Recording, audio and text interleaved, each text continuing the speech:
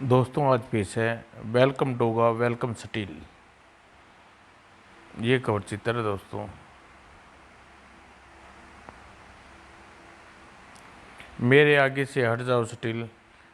मेरे शरीर में इतनी गोली से बचने के लिए तुम्हारे पास फौलादी शरीर कवच की ज़रूरत नहीं, क्योंकि अगर तुम्हारा शरीर स्टील का बना है तो मेरी हड्डियों में मेरे इरादे फौलाद भरा है। चला लेने दो इसे गोली, देख लेने दो इसे अपनी चलाई गोली का अंजाम। मुंबई एयरपोर्ट। ये लो मिस्टर प्रभात जोशी, बड़ी मुश्किल से आपके लिए राजनगर की टिकट का इंतजाम कर पाया हूँ। पैसे फालतू खर्च हो गए, पर पैसे की फिक्र मत करो, ये लो। पर साहब जल्दी करो, फ्लाइट में ज़्यादा वक्त नहीं है। ज़्यादा वक्त तो इसकी मौत आने में भी नहीं है अब। ओह राम जोशी, तुझे टिकट पर बेकार में ही पैसे खर्च किए, क्योंकि हम तुझे भी वहीं भेज रहे हैं जहाँ से तुमने मुझे टिकट मंगाने नहीं, कोई टिकट मंगाने नहीं आएगा, यानी जहन्नुम। सामने वाले की गन प्रभात जोशी की तरफ उठी, मगर चली नहीं। बिना टिकट यात्रा करना और कराना जुर्म है, और जुर्म का टिकट लेकर डोगा न सिर्फ तुम्हें तुम्हारी यात्रा करने देगा, न कराने देगा। हमारा शिकार निकल रहा है, और मैं जानता हूँ कि ख़त्म किए बिना मैं तुम्हें उसे ख़त्म नहीं कर पाऊँगा। डोगा,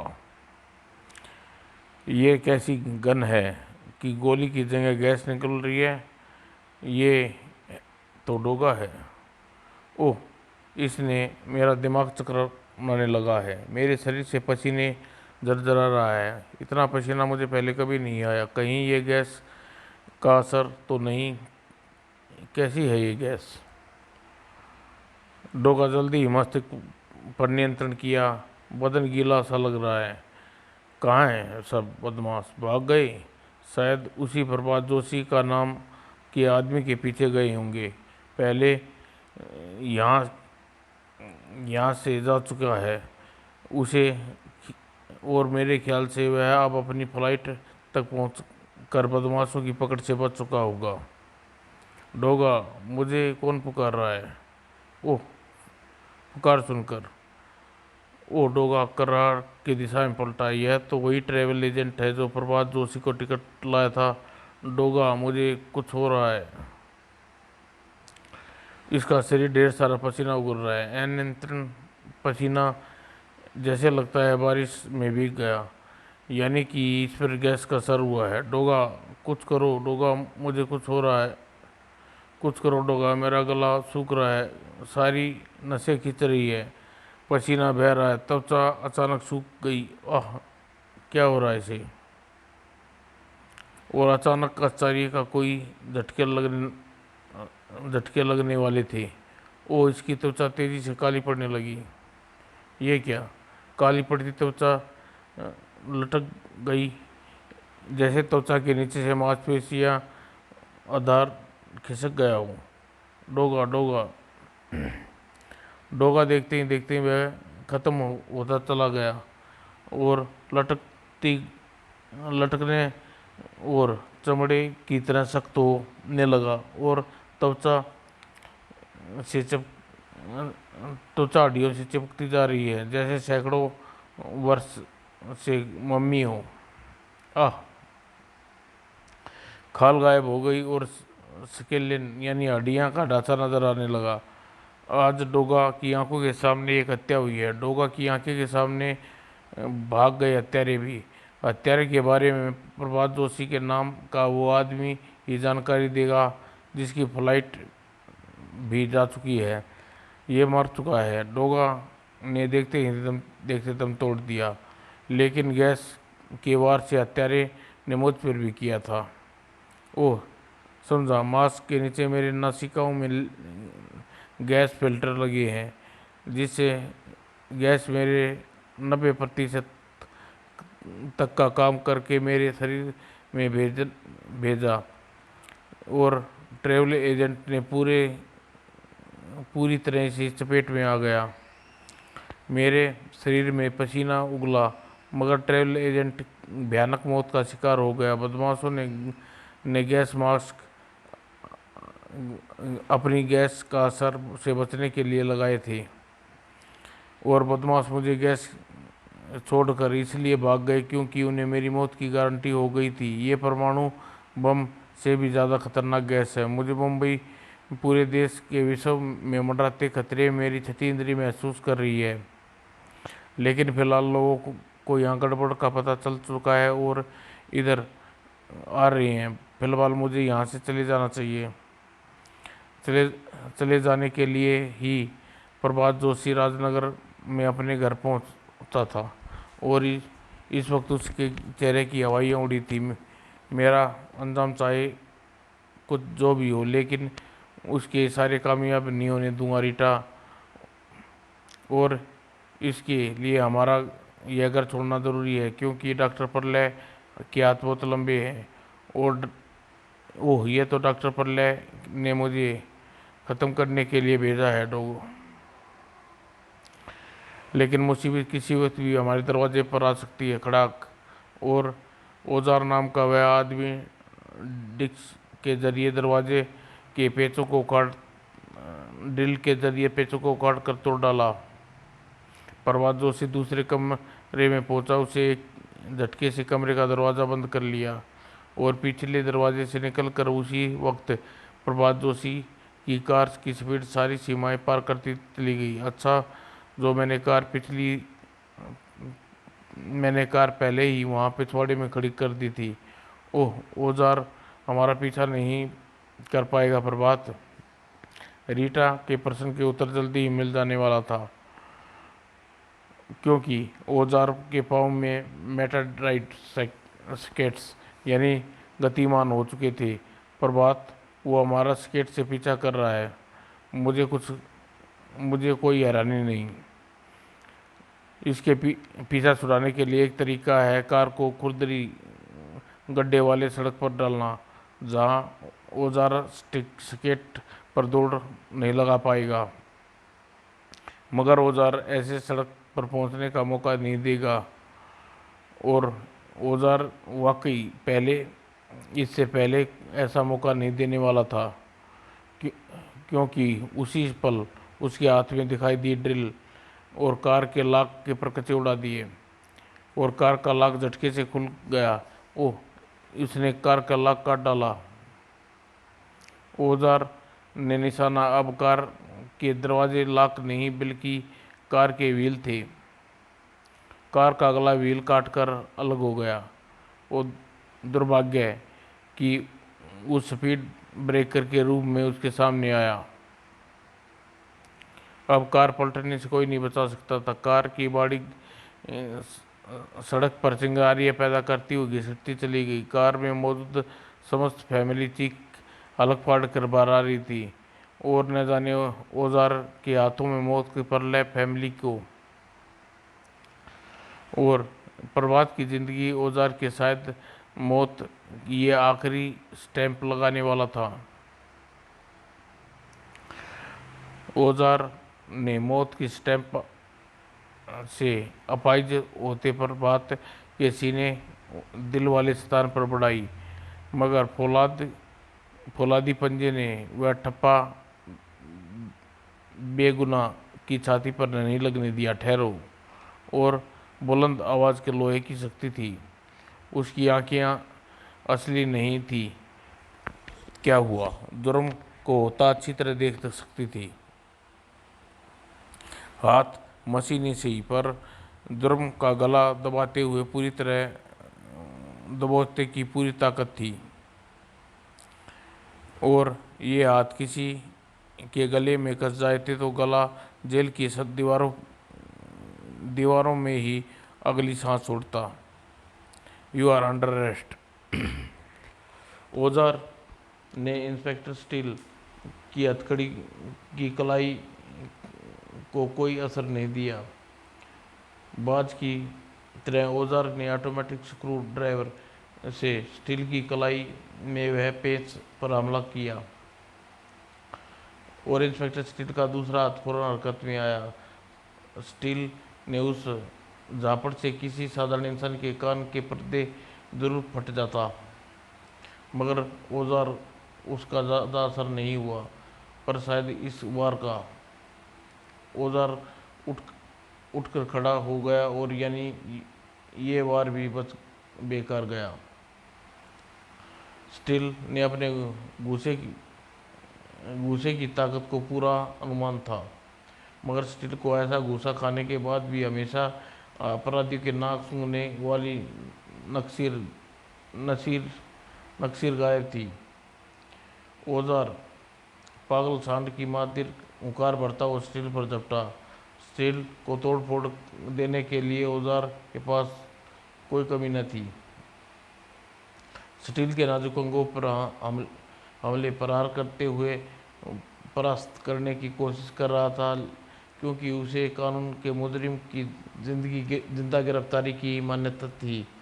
किसी की जान लेना उसे गवारा न था, मगर गर्दन के नाजुक हिस्से पर वार किया, वह वार औजार पचा न सका। पर स्टील के लिए औजार पर लगाया गया ऑटोमेटिक जैक का वार मुश्किल साबित होने वाला था। स्टील को खतरे के सिग्नल मिल गए। Be alerted, automatic jack. क्योंकि जैक लगाने के साथ ही औजार ने जैक कार्य प्रणाली में बदलाव पाकर स्टार्ट किया। परिणाम स्वरूप जैक 450 किलो की उस पावर को हवा में ऐसे उछाल दिया जैसे पटाखे के ऊपर बच्चों ने रंग एंगल की कोई टीन कनस्तर। You are air control ship. और न्यूट्रॉन के विज्ञान सिद्धांत से इंस्पेक्टर स्टील पर भी लागू होता था। पृथ्वी के गुरुत्वाकर्षण और अनियंत्रित चीज नीचे गिरती है। अलर्ट। और औजार के स्टील के जैक को उछाल कर एक तीर से दो निशाने किए। पहला, स्टील को जैक पर वार चलाने पर।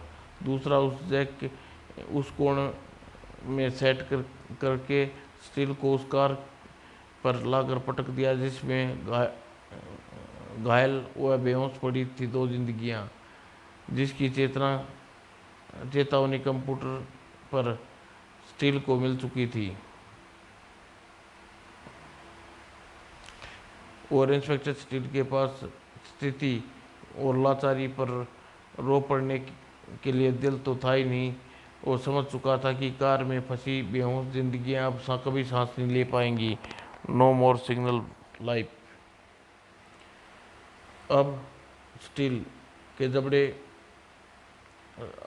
अब स्टील स्टडी के जबड़े एक दूसरे से टकराए तो वो आक्रोश की चिंगारी फूटी। और उन्होंने शायद औजार की बर्बादी का ऐलान किया था। गनीमत थी कि औजार डोगा नाम के उस शख्सियत के सामने नहीं खड़ा था जो समस्याओं को इंस्पेक्टर स्टील की तरह गिरफ्तार करके हल नहीं करता, बल्कि उन्हें जड़ से उखाड़ के फेंकता है। कई बार जो कुछ नजर आता है वह सच्चाई उसके पीछे छुपी होती है। X ray vision.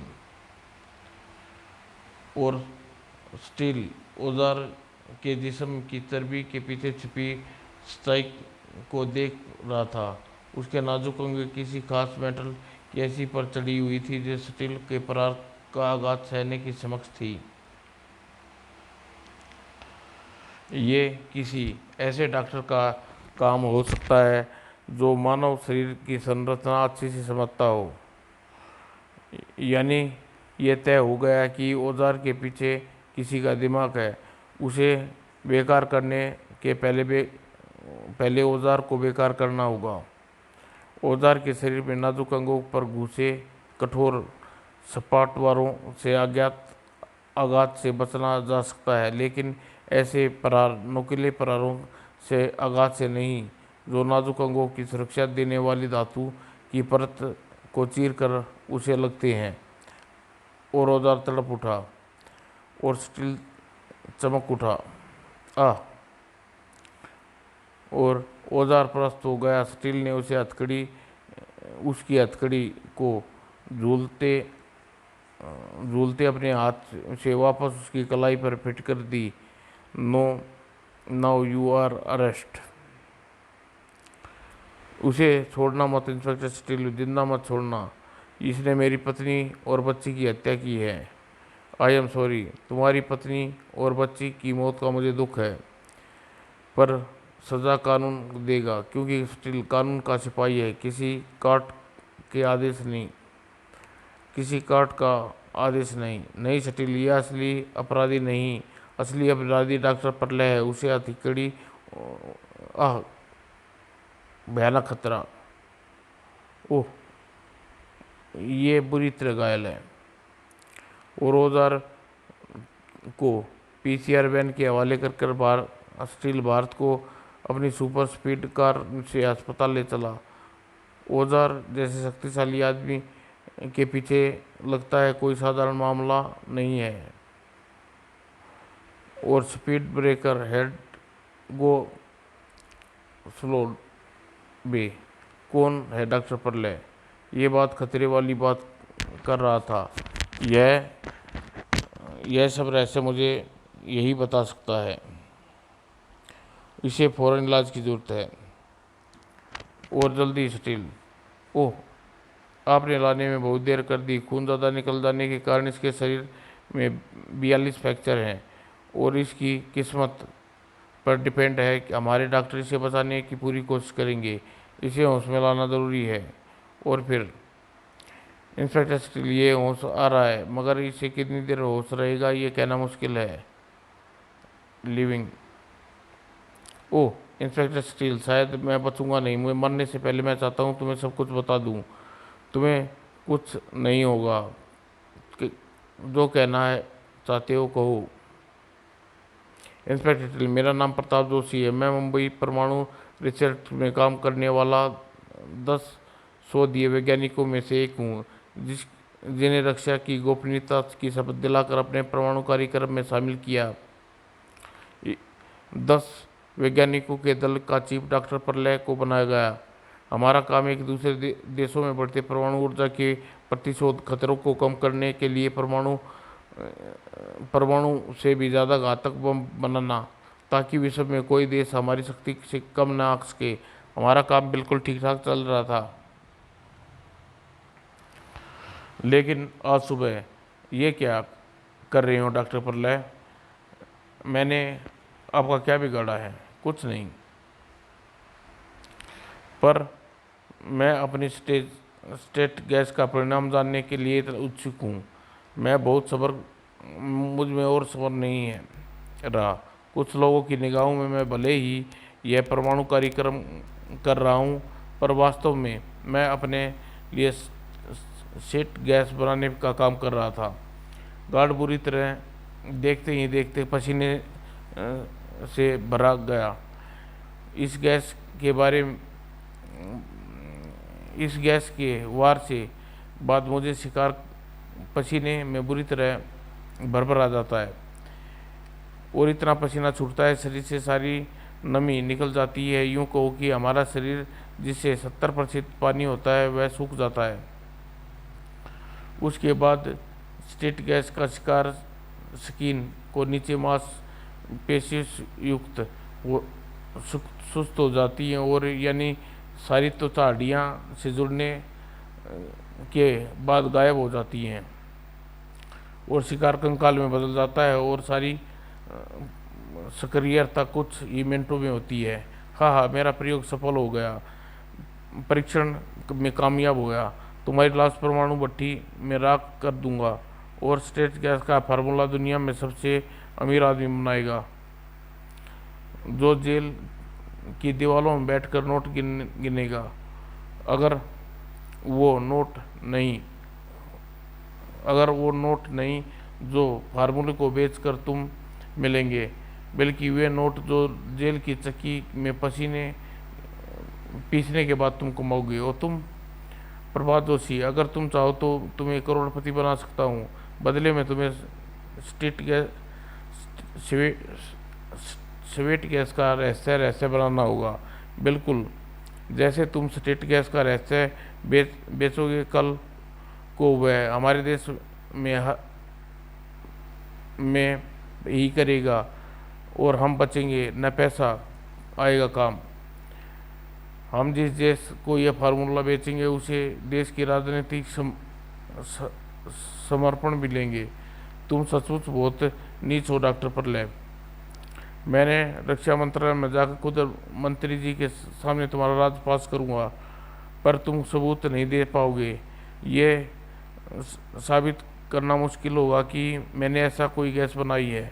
ये देखना मेरा काम नहीं है, पर मुझे ये देखना ही होगा कि मेरे रास्ते में न आए। मैं तुम्हें और तुम्हारे परिवार को मिटा दूंगा। मुझे इस हमले से आकांक्षा थी। मैं डॉक्टर प्रलय के स्ट्रीट गैस से बचकर भागा क्योंकि मेरा राजनगर पहुंचना जरूरी था। राजनगर में रहने वाले अपने परिवार की सुरक्षा मुझे सता रही थी। मैं से ट्रेवल एजेंट के जरिए मैंने किसी तरह राजनगर की टिकट हासिल की, लेकिन मुझे पूरी उम्मीद थी कि डॉक्टर प्रलय चुपचाप नहीं बैठेगा। वही वाज उसने मेरी जान लेने के लिए अपने आदमी भेज दिए, और अगर डोगा बीच में ना आता तो शायद मुझे ख़त्म कर देते। पर इस लड़ाई का फ़ायदा उठाकर मैं राजनगर के लिए उठ गया, और राजनगर में औजार का हमला और डॉक्टर प्रलय की साजिश। इंस्पेक्टर स्टील, डॉक्टर प्रलय ने जो करना था वो कर लिया, मेरा परिवार ख़त्म कर दिया, मैं भी नहीं बचूंगा। पर मैं चाहता हूँ डॉक्टर प्रलय भी न बचे, और तभी तभी ख़त्म होगा जब प्रलय का पर्दाफाश होगा। और ये तभी होगा जब वो विध्वंस फार्मूला तुम्हारे हाथ में हो। बोलो इंस्पेक्टर स्टील, क्या मरने से पहले मेरी आखिरी इच्छा पूरी करोगे? मैं हेडक्वार्टर संदेश भेजकर डॉक्टर प्रलय को गिरफ्तार करने का इंतजाम करता हूँ। यह मुमकिन नहीं होगा। बिना किसी ठोस सबूत के डॉक्टर प्रलय पर हाथ डालना बहुत भारी पड़ेगा। वो सारी किसी गैस के बात से मुकर जाएगा। पहले तो वह स्टेट गैस का फार्मूला हासिल करना होगा इंस्पेक्टर स्टील। लेकिन फार्मूला हासिल करने के लिए कम से कम ये पता ही होना चाहिए कि वह फार्मूला कहाँ पर है। फार्मूला कहाँ पर हो सकता है ये तुम्हें मैं बताऊंगा, लेकिन उसके बाद एक समस्या है। क्या? तुम्हारे परमाणु सीक्वेंस में प्रवेश तुम्हारे परमाणु सिस्टम में प्रवेश करना संभव है। सिर्फ 10 वैज्ञानिकों और चंद गार्डों के अलावा कोई अंदर नहीं जा सकता। उनको अंदर जाने के लिए कड़ी सुरक्षा जांच से गुजरना पड़ता है। सबसे पहले उसे कंप्यूटर आई कार्ड पंच करना होता है। अगर कंप्यूटर कार्ड की सही पहचान कर लेता है तो प्रवेश द्वार प्रतिक्रिया पूरी करने के लिए एक हाथ का डिजाइन साँचा बाहर आता है।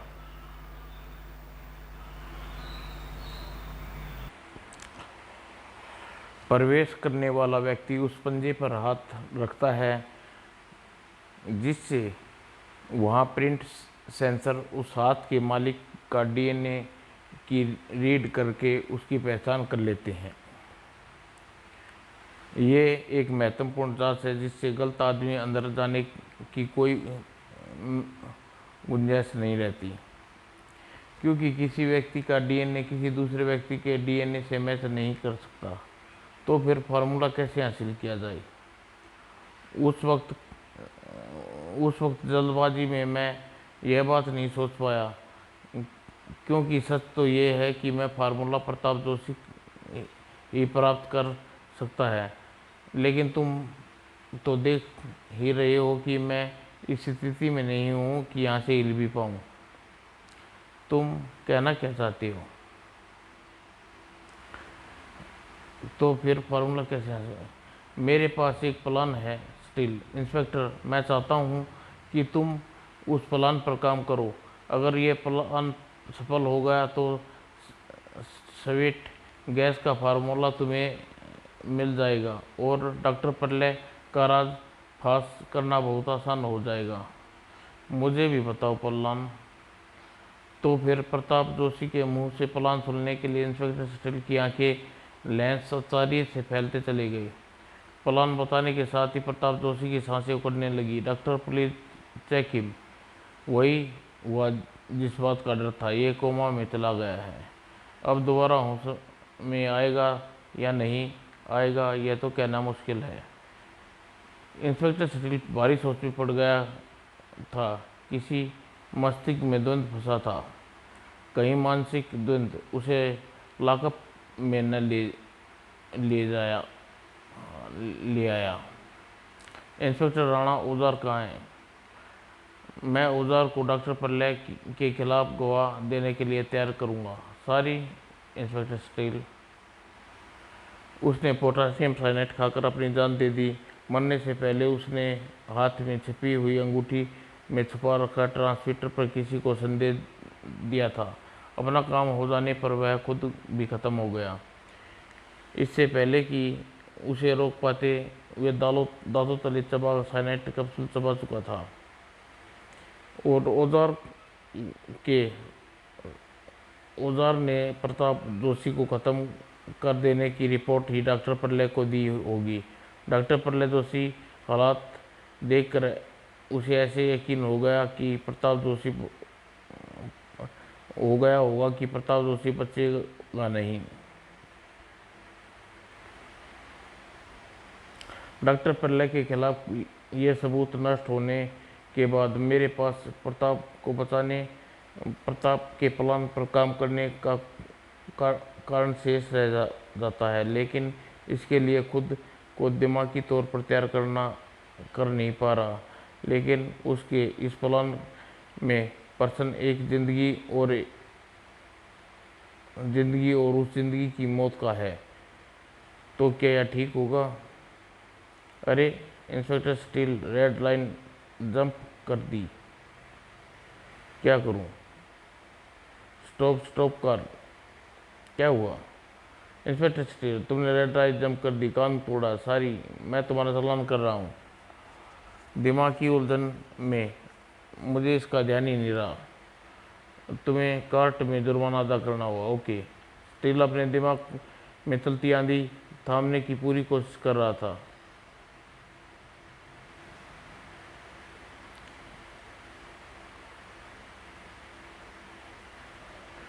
इसका सबूत था कंप्यूटर में आई कार्ड, जिसे मशीन में इंसर्ट करना बम्बई परमाणु सिस्टम में प्रवेश करने की पहली प्रतिक्रिया थी, जिससे पूरा होते ही स्कैनर पर बाहर आ जाता और हेड स्कैनर का कंप्यूटर उस हाथ के डीएनए रीड कर रहा था और जिसके बाद खुलते कंप्यूटराइज लॉक को दरवाजे साबित कर रहे थे कि आई कार्ड में दर्ज ब्यौरा डीएनए एक ही व्यक्ति का है और प्रताप जोशी के हैं, जो इस वक्त बेसीधी चाल चलते हुए अंदर प्रवेश कर रहा था। अब उसके हाथ कुछ ऐसी गड़बड़ करने के लिए तैयार हो रहे थे जिसके कारण परमाणु रिएक्टर का बंद हो जाना वाला था। अरे क्या हुआ? कंप्यूटर बंद हो गए। ओह मिस्टर रमासदन। ओह डॉक्टर प्रलय। ओह गॉड, गड़बड़। एंटी एडिशन जोन में है। कहीं ये रेडिएशन जोन लीक होना शुरू तो नहीं होगा जिससे रेडिएशन डिटेक्टर ने पकड़ लिया। ये भी उसी खतरे की है। मगर उस शख्स संभव था जिसका नाम प्रताप जोशी, जिसे यह गड़बड़ की इसी उद्देश्य के लिए। दरअसल कोई गड़बड़ हुई ही नहीं। मैंने छत पर लगे डिटेक्टर पर निम्न स्तर का एक्सरे छोड़ी और फौरन उसने खाली कर दो। एंटी एंजुमेसेंट भी नहीं पहने और एंटी डिटेक्शन सूट पहने बिना किसी तरह की जांच नहीं, और एक्स रेंज रेडियो एक्टिव किरणें जिन्हें पकड़ने के लिए रेडिएशन डिटेक्टर ने खतरे का अलार्म परमाणु रिएक्टर में बजा खलबली मचा दी। लीक हुआ रेडिएशन स्तर इतना है कि मापने के लिए एंटी डिटेक्शन सूट पहने दोबारा अंदर जाने का वक्त लगेगा। उतना देर में डॉक्टर परले चैम्बर में पहुंचकर अपना काम आराम से बिना किसी बाधा के पूरा कर सकता है, और प्रताप जोशी के पास इतना वक्त तो नहीं था। जितना था उतना भरपूर प्रयोग किया। डॉक्टर पल्ले ने कंप्यूटर फीड हुई सारी जानकारी चुरा कर अपने रिसिस्ट कंप्यूटर फीड करने का काम, और कोई भी जानकारी छोड़ना नहीं चाहिए थी। और एंटी डिटेक्शन सूट पहनकर सब लोग रेडियो एक्टिव रेंज लीकेज को ढूंढने का काम में जुट गए थे। ठीक है, चेक करो, लीकेज यही हुई है। यहाँ पर तो सब ठीक है, सभी यंत्र ठीक से काम कर रहे हैं। मेरी डिटेक्टर यह बता यहाँ मामूली स्तर पर एक्स रेंज को पकड़ रहे हैं, और एक्स रेंज यहाँ पर कहाँ से आई? कहीं गड़बड़ जानबूझकर तो नहीं की गई, किसी ने क्यों की होगी ये गड़बड़? किसी गड़बड़ के लिए पूरा स्टाफ एक जगह पर काम कर रहा था, और सिर्फ एक आदमी को छोड़कर प्रताप जोशी वह पूरा जोशी को वो मारा जा चुका है। गैस स्टेशन गैस को काबू में करना। किसी आकांक्षा से ग्रस्त परले फौरन एक तरफ भागा, मगर किसी ने ऐसी कोशिश की तो उसका कारण उसके पास होगा, और कारण एक ही हो सकता है, और ऐसी कोशिश यहाँ आकर सिर्फ एक ही आदमी कर सकता है, खुद प्रताप जोशी। इसका मतलब औजार तुम्हें मार नहीं पाया, मगर वो इसलिए नहीं मार पाया कि तुम्हारी मौत मेरे हाथों लिखी है। गोली प्रताप जोशी के शरीर से टकराई तो, मगर धसी नहीं। नीचे बुलेट प्रूफ जैकेट पहनकर भी तुम मुझसे बच नहीं सकते, मेरी खोपड़ी का निशाना बना सकता हूँ। ओह! प्रताप जोशी डॉक्टर परले को छोड़कर तेजी से बाहर भागा। मेरा काम हो गया, मुझे जो कुछ यहाँ से चाहिए था वह मिल गया, अब मुझे यहाँ से रुकने का कोई लाभ नहीं। मगर डॉक्टर परले को तो उसे रोकना था।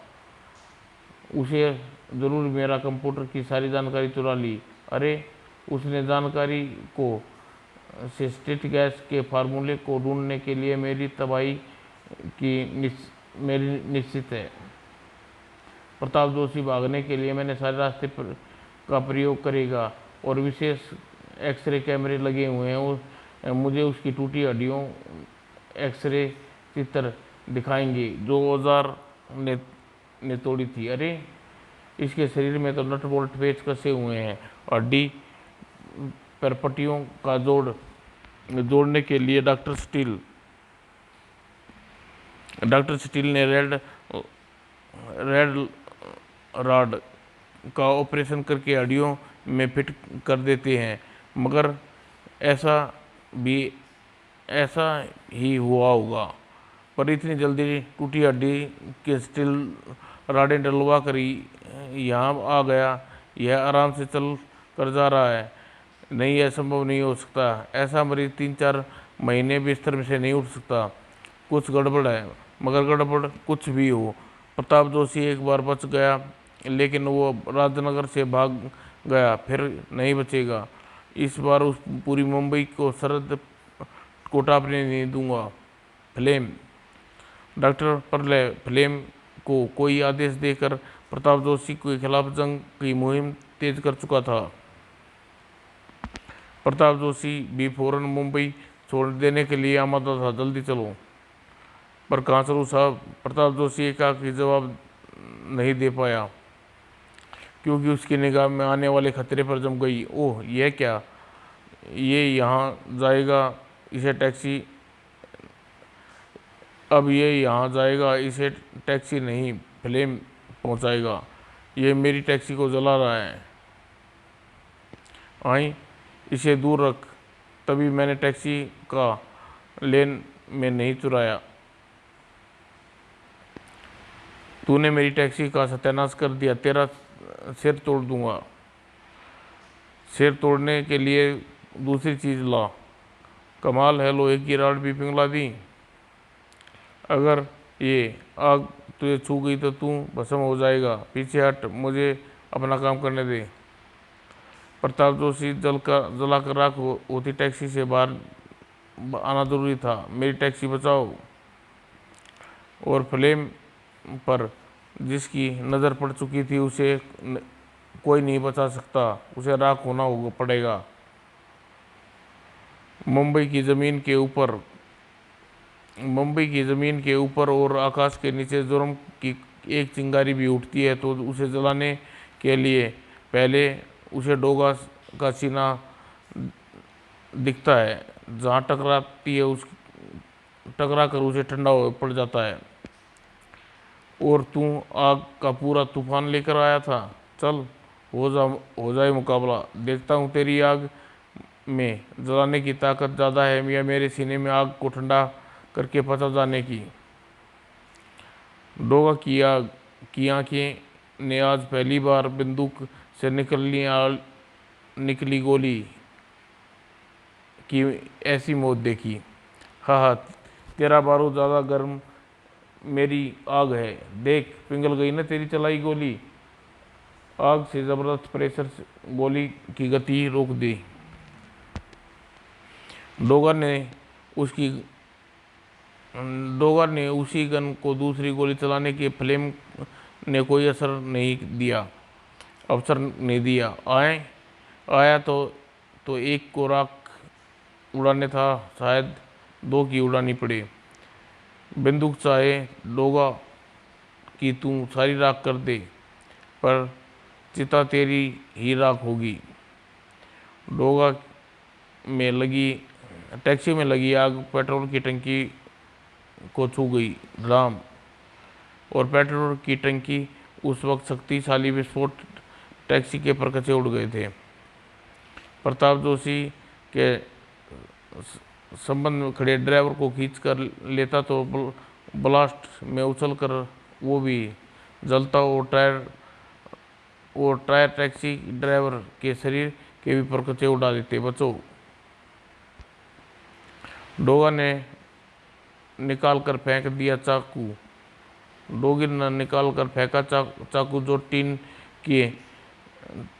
टीन को भी टकरा कर चीर कर निकल जाता है, मगर फ्लेम ने डोगा की वार भी नहीं चला। खूब कोशिश कर ले डोगा, लड़ने के लिए मेरे पास तेरे जैसे दुश्मन मुझे बार बार नहीं मिलेगा। ओह, इसने चाकू को भी मोम की तरह पिघला दिया। डोगा अपने दुश्मन को बार बार लड़ने के लिए जिंदा छोड़ता ही नहीं। ले पिघला, ले इसे, ले। खिसक गई पैंट। और फुर्ती की बेल्ट लगा कर रखता हूँ डोगा, जिसके कारण हिम्मत पैंट कभी नहीं खिसकती।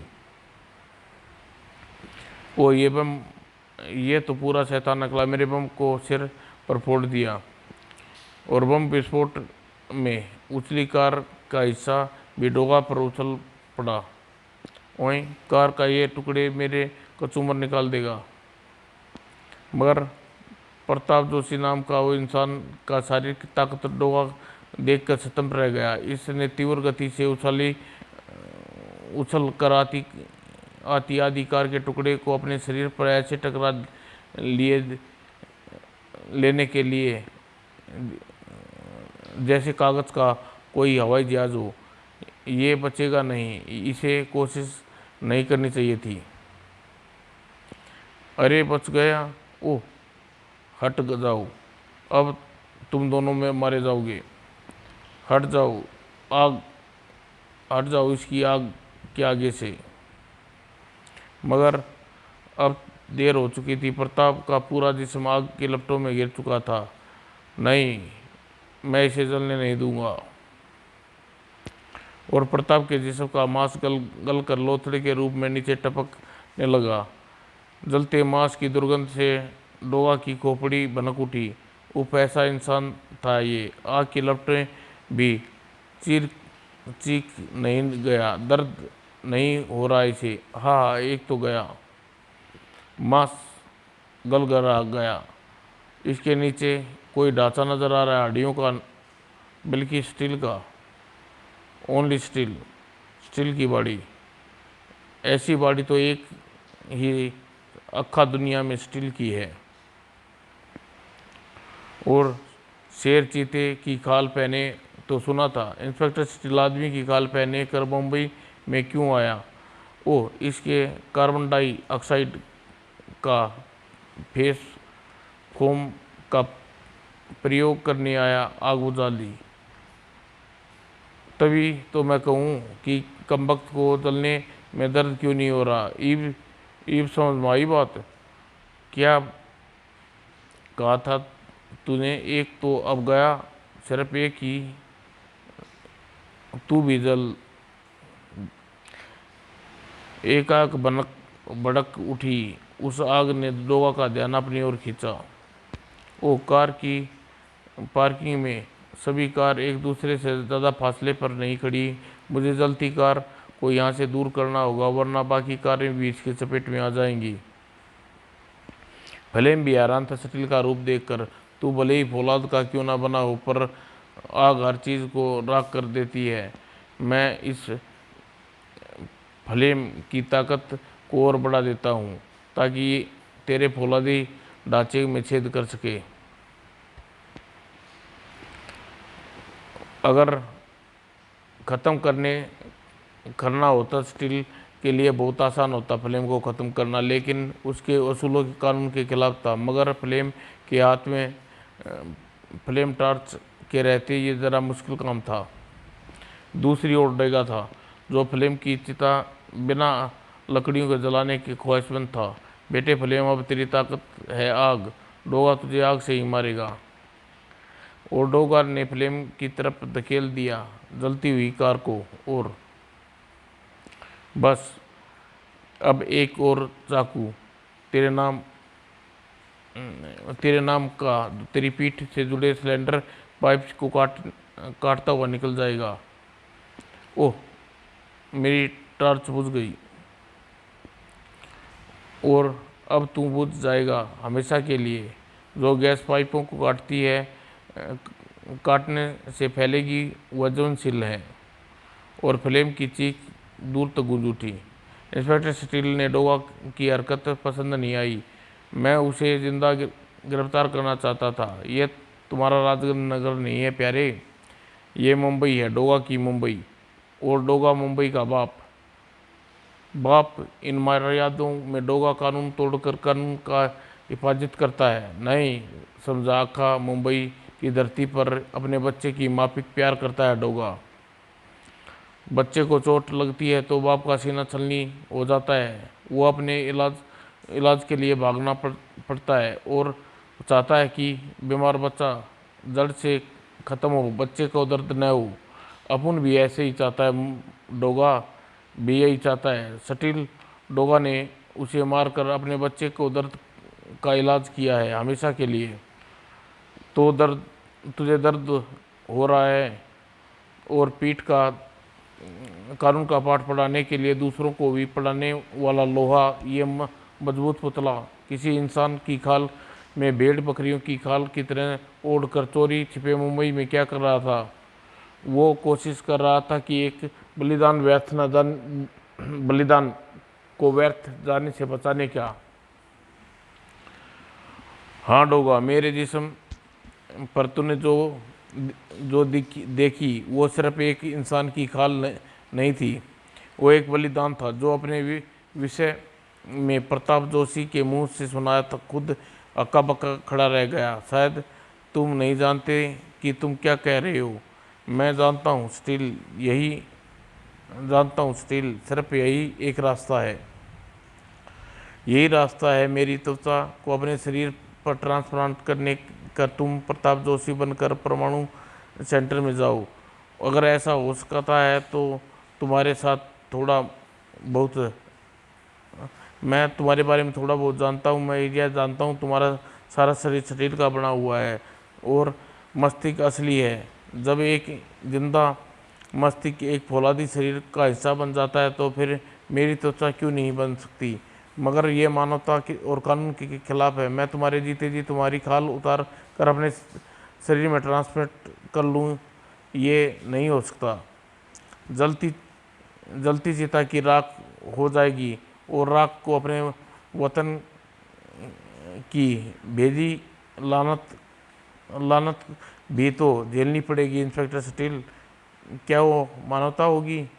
एक खाल को राख होने होती है और ये तुम पर निर्भर करता है। तुम मेरे शरीर को राख करो या अपने शरीर से अलग करने के बाद उसे अपने उस उसने भी प्रभात जोशी को कोमा में चला गया। मुझे मानवता, कानून, इंसाफ, फर्ज, कर्तव्य कसमस में छोड़कर, लेकिन आखिरकार मैंने फर्ज का कर्तव्य के लिए मानवता को चुनौती दे डाली। मैंने प्रताप जोशी बनना स्वीकार कर लिया और डॉक्टर आशीन ने मुझे बताया कि उस दिन उसे प्रताप जोशी की त्वचा मेरे शरीर में ट्रांसप्लांट करने प्रताप जोशी का रूप दे दिया। और इंस्पेक्टर स्टील, डोगा को यह उद्देश्य भी बताता गया जो उसने प्रताप जोशी के बदले बनने के लिए जरूरत पड़ी। ओह, अगर प्रताप जोशी मुझे मुंबई एयरपोर्ट पर ही बता देता तो अब तक मैं डॉक्टर परले का सफाया कर चुका था। माफ़ करना इंस्पेक्टर स्टील, मैं तो समझता था कि लोहे में तुम्हारे शरीर का दिल फौलाद का होगा, मगर यहाँ जज्बात की भावना नाम की चीज़ नहीं होगी। पर मैं गलत समझ गया था। तुम एक मरते हुए इंसान की भावनाओं की कदर की। ये जानकर डोगा तुम्हारे प्रति सम्मान बढ़ गया है। अब देर किस बात की? डॉक्टर परले जैसे देशद्रोही के जल्द से जल्द सज़ा मिलनी चाहिए, क्योंकि वह स्टेट गन का स्वाद चख चुका है। नहीं नहीं नहीं, अभी नहीं। मैंने अभी उसे परमाणु कार्यक्रम में कंप्यूटर की कॉपी की है। उस परमाणु कार्यक्रम में से स्टेट गैस के फार्मूले को अभी मुझे अलग करना है, ताकि पूरे सबूत के साथ डॉक्टर परले का राजफाश कर सकूं। और उसके लिए मुझे कंप्यूटर की ज़रूरत है। आओ मेरे साथ। और इंस्पेक्टर स्टील डोगा को लेकर एक सुनसान स्थान पर पहुंचा। ये मेरे विशेष हेलीकॉप्टर है डोगा। मैं इसी में मुंबई पहुंचा। इसमें कंप्यूटर भी है। मैं डॉक्टर परले के कंप्यूटर का रिकॉर्ड की हुई सारी जानकारी बारीकी से परीक्षण करूंगा और मुझे इस कार्यक्रम को रीड करने में मुश्किल से 2 मिनट का समय लगेगा। मिल गया। मैंने फार्मूला ढूंढ लिया। ये कोड में दर्ज है और मेरे अंदर ये क्षमता भरी हुई है कि मैं इस तरीके के कोड को हल कर सकता हूँ जल्दी। मैंने कोड को हल करने में कामयाब हो गया। अब डॉक्टर परले कानून के शिकंजे से नहीं बच सकता। पहले तुम दोनों हमारे शिकंजे से बच लो। ओह, मैं तुम्हें बेल्ट करने आया हूँ। इंस्पेक्टर स्टील और वेल्डर कहते हैं मुझे। वेल्ड करने आया हूँ। मुझे अल्ट्रा कहते हैं डोगा। खून का दौरा तुम्हें शायद करंट लग कर इतनी तेज कर देता हूँ कि ताकि तेरा सारा खून नसों में फोड़कर बाहर आ जाएगा। और भारी भरकम स्टील एकदम से खड़ा भी नहीं हो पाया। डॉक्टर परले के खिलाफ जो भी जानकारी तुझे मिली गई है वो तेरे शरीर के साथ ही वेल्ड होकर रह जाएगी। मुझे इसके पाँव और उंगलियां ज्वाइंट वेल्ड कर दिए। मुझे फौरन उठकर खड़ा होना पड़ेगा। मैंने सुना था डोगा तू चीखता नहीं है, तू या मत चीख, मुझे कोई फर्क नहीं पड़ता, क्योंकि तेरी आत्मा तेरे शरीर से जुदा होकर जरूर चीखेगी और तड़पेगी। आज इलेक्ट्रा का तेरे सारे इरादों पर के फौलाद को, कठोर शरीर को बाहर कर दिया। हा हा हा हा हा। अब तुम दोनों के लिए सोच समझ कर ही भेजा है डॉक्टर पल्ले ने। घुटने ज्वाइंट कर वेल्ड कर दिए मैंने इसके। हा हा हा डोगा, क्या हुआ तेरे सीने में छुपा बारूद? मैंने सुना है तेरी गोलियां से ज़्यादा फाड़ खाने की ताकत है तेरे इरादों में। और विद्युत अगले ढोल गया डोगा। कुछ करना होगा, वरना ये मुझे मेरी नसों को में बहते खून, भारी मात्रा में भारी हथियार भी तो नहीं, इसे फ्लेम ने पहले ही नष्ट कर दिया। आह, उधर स्टील वेल्डर पर भारी पड़ रहा था, इधर मुझ पर इलेक्ट्रा। अब अब अगर हो सकता है स्टील दुश्मन बदल लो, क्योंकि वेल्डर मुझे वेल्ड कर रहा सकता है और इलेक्ट्रा तुझे करंट नहीं लगा सकता। मैं तुम्हें दुश्मन बदलने का मौका नहीं दूंगा।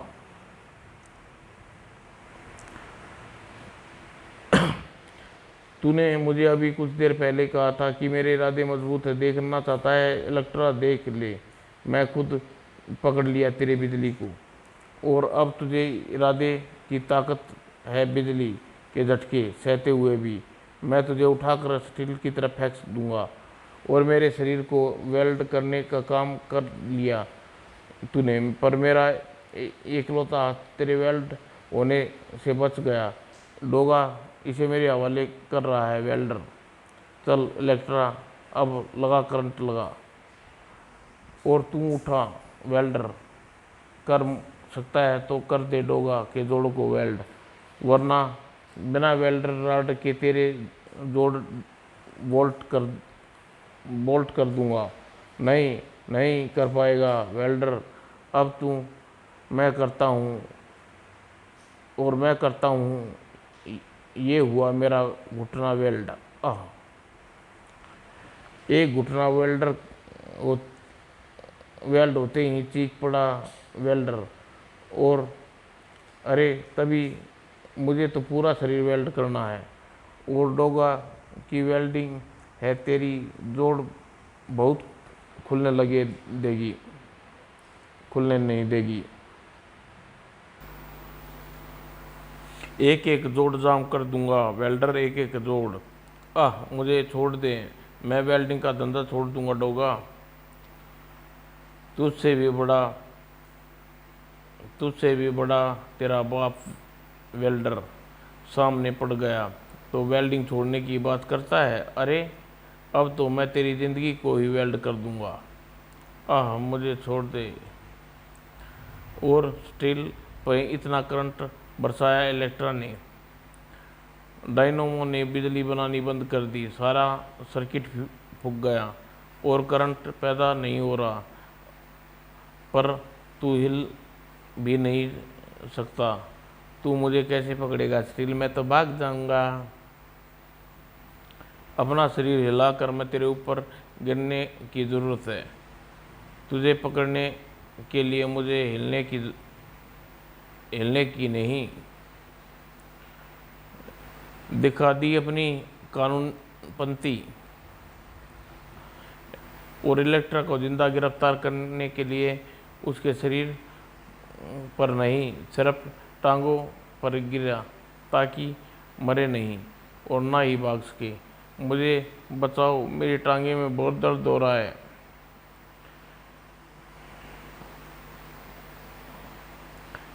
पर मैं पहले ही समझ चुका था इंस्पेक्टर स्टील, ये मुंबई है, डोगा की मुंबई। डोगा ऐसे कमीनों को जीने के लिए सांसें लेने का परमिशन नहीं देता। वो समस्याएं हल नहीं करता, उसे जड़ से उखाड़ फेंकता है। और स्टील निस्संदेह ही डोगा की दरिंदगी, ना गोजार गदरी वो करता भी क्या। तुम्हारी जोड़ कैसे खुलेंगे, वरना ये पड़े पड़े ही जंग लग जाएगा फर्ज के इस मशीन को, और जैसे लगे हैं वैसे खुलेंगे। डोगा की ठोकर में इलेक्ट्रॉन के सारे दांत समेट कर उसके पेट में आत्मा को लपेट कर आकाश में भेज दिया। साफ साफ समझाओ भैया, आप उन समझने और समझाने के लिए थोड़ा दिमाग कम है और बंदूक का इस्तेमाल ज़्यादा करता है। तुमने लोहे की ग्रिल बनाने वाले वेल्डरों को देखा होगा। कोई भी वेल्डर किसी भी जोड़ को वेल्ड करने या उसे काटने के लिए वेल्डिंग रॉड का प्रयोग करता है। समझ गया?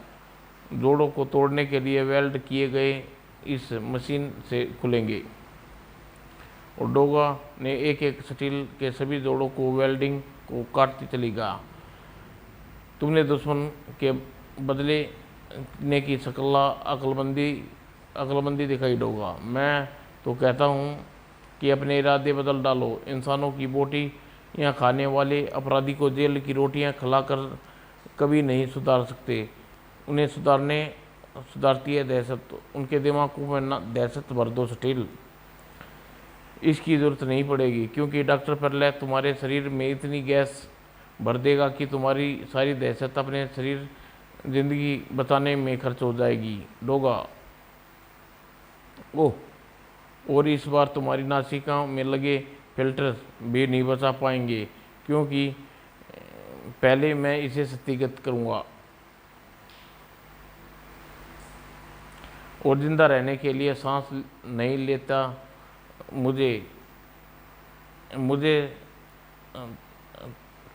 मुझ पर तेरी ये गैस असर नहीं करेगी। और तेरा खेल खत्म हो गया डॉक्टर प्रलय। चला डॉक्टर प्रलय, गन चला और छोड़ मुझ पर स्टेट गैस। बहुत सीना तान रहा है मेरे सामने। अब यह सीना रहेगा ना तेरी हेकड़ी। मेरे आगे से हट जा स्टील। मैं बचने के लिए नहीं, तुम्हारे शरीर का कवच की जरूरत नहीं है। चला लेने दे गन से, देख लेने दे कि अपनी छोड़ी स्टेट गन का अंजाम। और बेचते चले गए डोगा के। अपने जीते जी न तू मेरी सीना तोड़ सकेगा ना मेरी हेकड़ी पर लय, क्योंकि तेरे जैसे देश के गद्दारों को ख़त्म करने के लिए मुझे जिन चीज़ों की ज़रूरत है, अगर ये सीना न होता तो आक्रोश का कहाँ पैदा होता, जो बिजली बनकर मुंबई के अंडरवर्ल्ड पर गिरता है।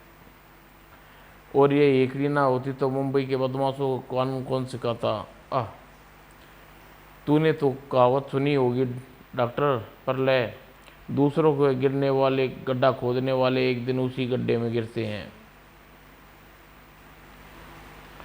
और आज वह कहावत तुझ पर ही लागू होगी। इस स्टेट गन के बदौलत तुझे सोने चांदी के महल सुख का बिस्तर खरीदने की ख्वाहिशमंद था। ये स्टेट गैस तुझे ले जाकर नरक के बिस्तर पर लेटाएगी। डॉक्टर प्रलय ने पूरा शरीर पसीने से तर होता चला गया। नहीं डोगा, नहीं, मैं गड्ढे में गिरने वाले में से नहीं हूँ। मैंने इस गैस के बचाव का फार्मूला के साथ बना लिया था। ये टैबलेट, इसे गैस की काट है, और ये टैबलेट तू नहीं खा पाएगा प्रलय। तू खाएगा तो सिर्फ डोगा की गोली। देखते ही देखते डॉक्टर प्रलय के शरीर कंकाल में बदलता चला गया।